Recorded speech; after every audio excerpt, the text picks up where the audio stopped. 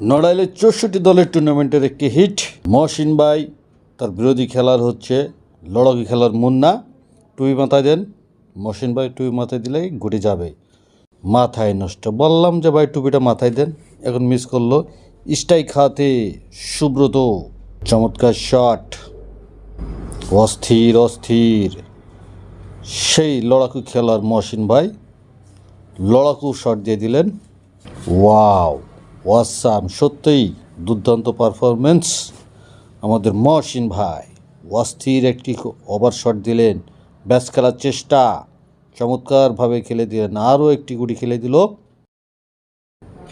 ও no, Mohsin ভাই লড়াকু খেলার মুন্না, লড়াকু মুন্নার মতন শট দিলেন, লাস্ট একটি গুটি গেলেই পয়েন্ট। ও মাই গড, ব্যাড লাক। সুব্রত কঠিন পানখর,